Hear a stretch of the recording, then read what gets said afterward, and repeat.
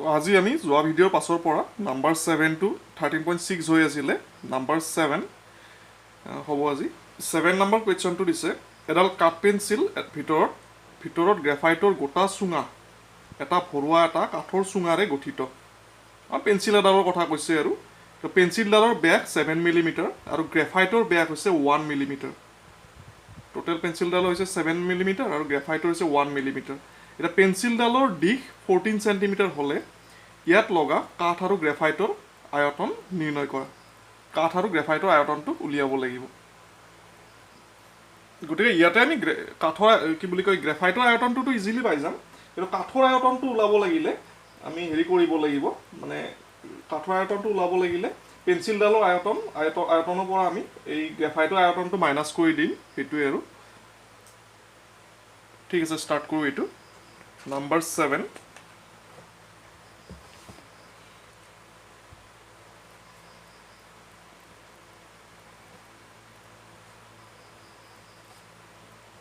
13.6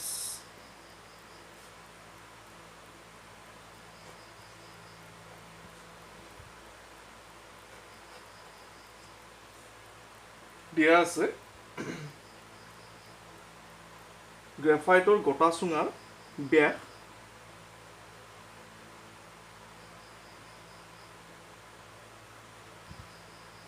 দিয়া আছে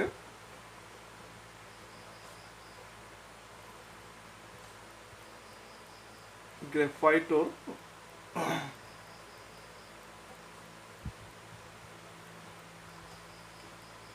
ব্যাস সমান 1 মিলিমিটাৰ এটাকে গ্ৰেফাইটৰ ব্যাসাৰ্ধ 1/2 মিলিমিটাৰ তাৰপাছত এতিয়া তাৰপাছত পেঞ্চিলডালৰ দিশ এইটোৱে গ্ৰেফাইটৰ দিশ আৰু গতিকে গ্ৰেফাইটৰ দিশ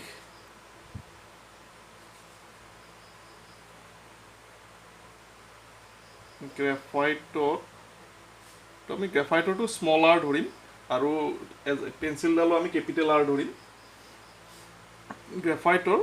দিশ যেটো এইচ আমাৰ কিমান দিব এটো 14 সেন্টিমিটাৰ সো এটো আমি মিলিমিটাৰত লৈ যাব লাগিব 14 ইনটু 10 মিলিমিটাৰ হ'ব কাৰণ equal 140 millimetre 1 centimetre equal 10 millimetre হয় এতিয়া আমি গ্ৰেফাইটৰ আয়তনটো উলিয়াই দিব পাৰিম এতিয়া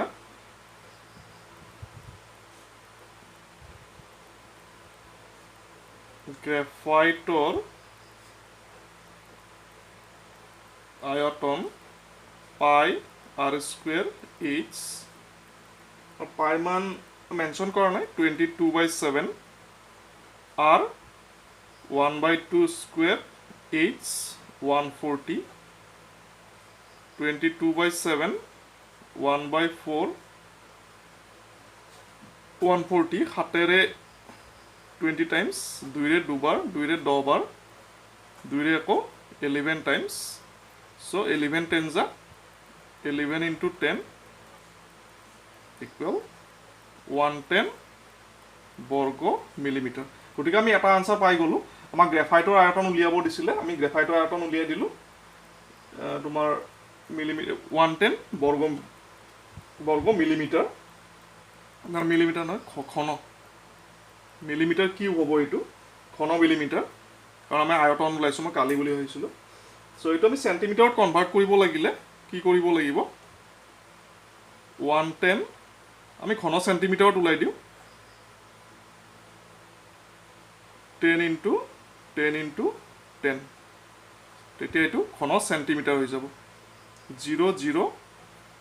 10 10 যা 100 11/100 তাৰ মানে 0.11 ঘন সেন্টিমিটাৰ দুটা জিৰো আছে দুটাৰ আগত দশমিক হ'ব এটো এটা নেক্সট আমি পেন্সিলডালৰ আয়তনটো উলিয়াম পেন্সিলডালৰ মিন্স আমি কাঠৰ আয়তনটো উলিয়াব লাগিব কাঠৰ আয়তন মানে টোটেল পেঞ্চিলডালৰ আয়তন মাইনাছ গ্ৰেফাইটৰ আয়তন, সেইটো কৰিলে আমি এই যিটো কাঠৰ আয়তন সেইটো পাই যাম আমি। ছেকেণ্ড পাৰ্টটো কৰিব গ'লে আকৌ দিয়া আছে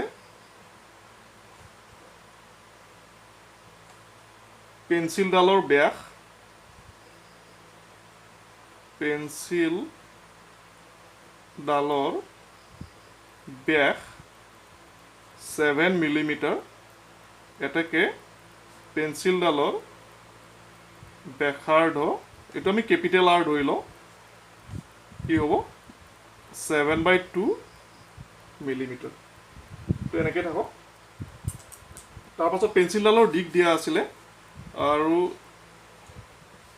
পেঞ্চিলডালৰ দিশ এইটো উচ্চতা যিটো চুঙা হ'লে দিশ দিয়া আছে 14 চেণ্টিমিটাৰ, মিলিমিটাৰত কনভাৰ্ট কৰিলে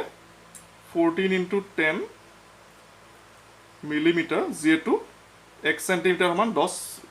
10 মিলিমিটাৰ হয়, 140 মিলিমিটাৰ। এতিয়া আমি কাঠৰ আয়তনটো কেনেকৈ উলিয়াম, এতিয়া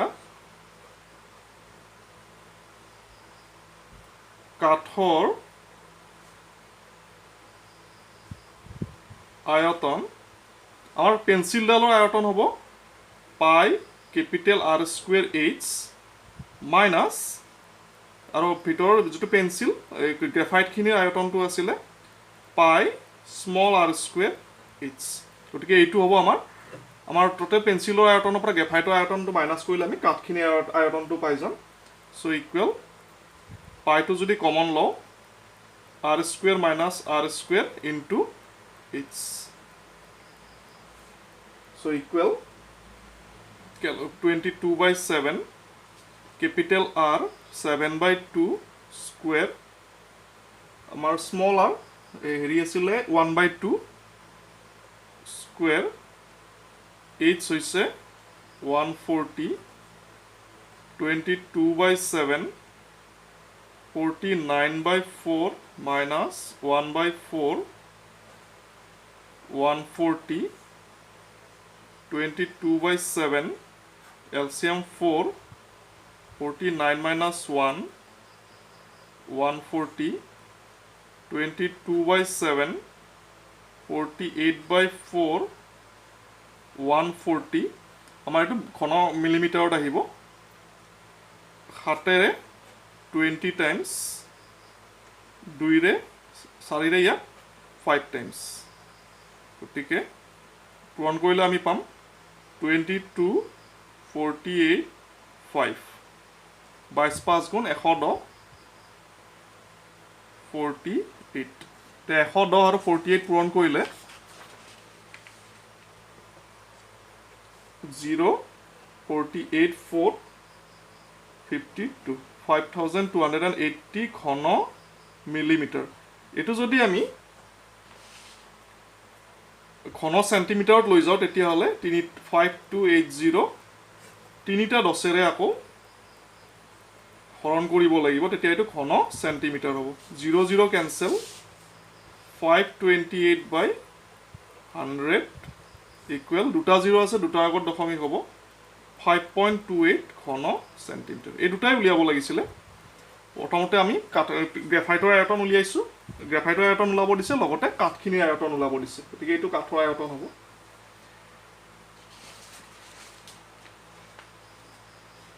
গতিকে নেক্সট নাম্বাৰ, লাষ্ট নাম্বাৰ 8 নাম্বাৰটো ইজি আছে আমাৰ। কি কৈছে, হস্পিটেলত থকা এজন ৰোগীক প্ৰতিদিনে 7 চেণ্টিমিটাৰ ব্যাসৰ চুঙা আকৃতিৰ বাতি এটাত চুৰুহা চুপ আৰু খাবলৈ দিয়া হয়। চুঙা আকৃতিৰ বাতি এটাৰ কথা কৈছে। বাতিটোৰ 4 চেণ্টিমিটাৰ উচ্চতালৈ যদি চুৰুহা ভৰোৱা হয়, তাৰমানে হাইটটো আমি H24 ল'ব লাগিব,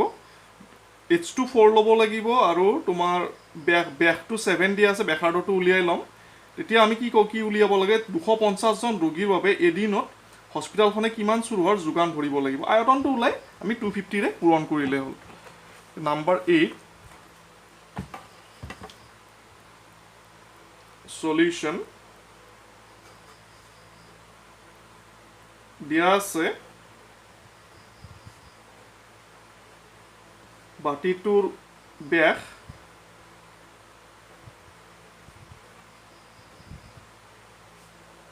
ব্যাস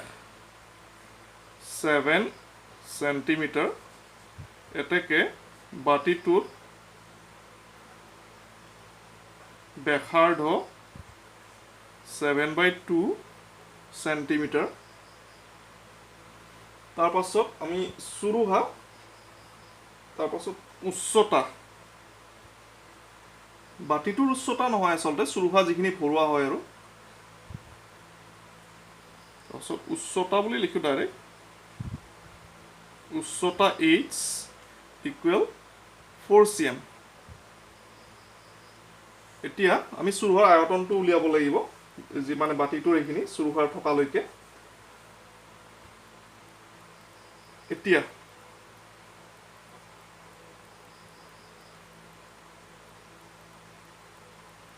চুঙাকৃতিৰ বাতিটোৰ আয়তন এতিয়া বাতিটোৰ আয়তন বাতিটোৰ স্টেটমেন্টটো বাতিটোৰ আয়তন লিখিলেও বুজিব এইটো তেনেকুৱা বাতিটোৰ আয়তন পাই r square h 22/7 into r 7/2 square h4 7/2 7/2 7 cancel 2 2 जा 4 2 2 cancel 22 7 गुण 154 ঘন সেন্টিমিটার গতিকে এইখিনি এজনৰ বাবে এটা 250 জন ৰোগীৰ বাবে কিমান লাগিব এটো আমি উলিয়াব লাগিব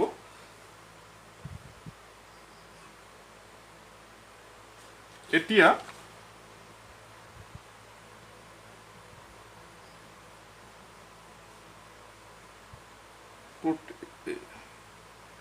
250 জন ৰোগীৰ বাবে 250 জন ৰোগীৰ বাবে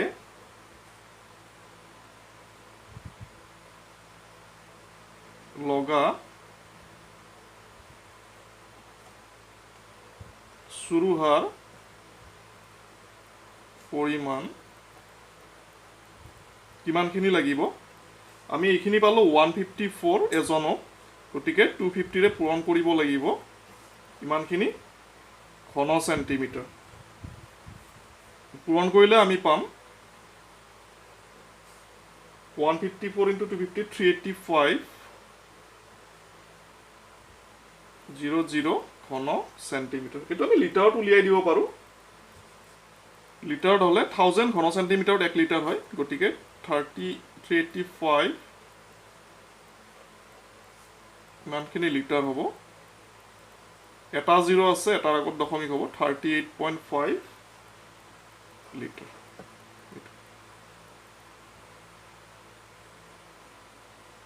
আয়তনত হলে 38,500 ঘন সেন্টিমিটাৰ আৰু লিটাৰত কনভাৰ্ট কৰিলে 38.5 লিটাৰ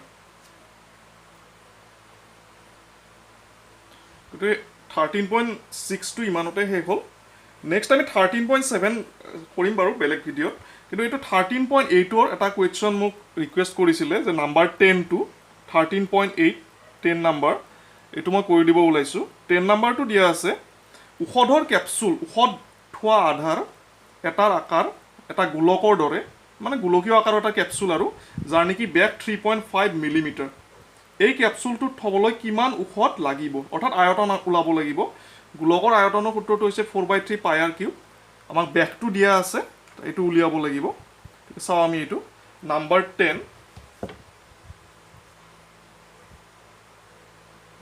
নেক্সট বেলেগ এটা পেজ লওক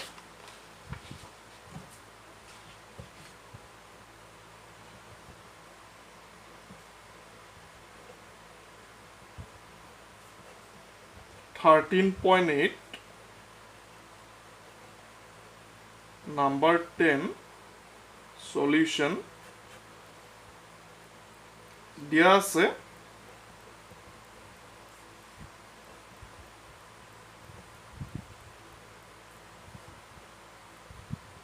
ক্যাপসুলৰ ব্যাস 3.5 মিলিমিটাৰ এটাকে ক্যাপসুলৰ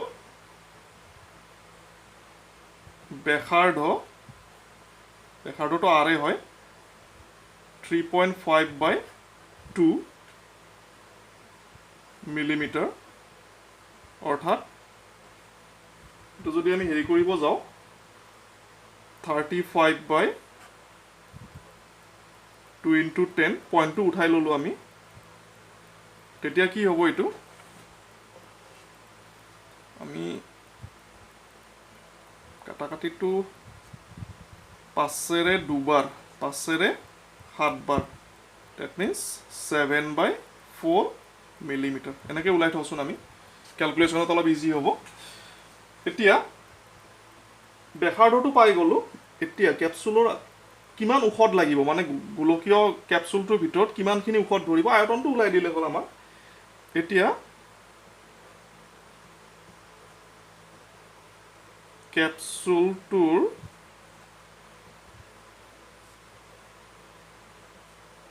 আয়তন 4/3 পাই r কিউব 4/3 22/7 r ওলাইছিল 7/4 whole cube that means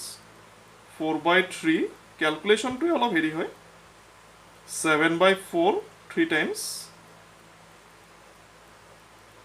7 cancel 4 cancel 2ৰে দুবাৰ 2ৰে 11 times গতিকে তলত থাকিলে 3 2 4 3 দুগুণ 6 6 4 গুণ 24 ওপৰত থাকিলে 11 7 7 11 into 49 তাৰ মানে 24 আৰু এফালে 49 1 49 4 49 53 539/24 এটো আমি হৰণ কৰিলে পাও 22.458 3 ডেসিমেললৈকে ওলালে হ'ল তেতিয়াহলে 22.48 হলে এটা 5 হোৱা পাছতকে ডাঙৰ গতিকে এটা 1 প্লাস কৰিলে 22.46 ঘন এটো মিলিমিটাৰত আহিব অৰ্থাৎ মিলিমিটাৰ কিউব বা ঘন মিলিমিটাৰ গতিকে ক্যাপসুলটো থবলৈ আমাৰ কিমান উখত লাগিব 22.46 ঘন মিলিমিটাৰ উখত লাগিব এটাকে ক্যাপসুলটো এটো হৰণটো কৰিছাৰে হ'ল 24ৰে 539 এটো ইমান হেৰি নহয় টান নহয় অলপ ডাঙৰ হয় আৰু সংখ্যাটো ফিগাৰটো আৰু সৰু কৰিব নোৱাৰি ইয়াতে 49 7 নাযাব আৰু এখিনি কৰিবই লাগিব এটাকে ক্যাপসুলটো থবলৈ 22.46 ঘন মিলিমিটাৰ উখত লাগিব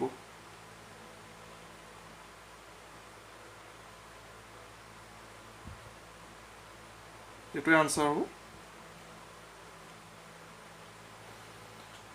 হ'ব আজি ইয়ালৈকে থাকক আমি নেক্সট 13.7 স্টাৰ্ট কৰিম তোমালোকে হেৰি কৰিবা চেনেলটো সাবস্ক্ৰাইব কৰি লবা গোটেইখিনি থ্যাংক ইউ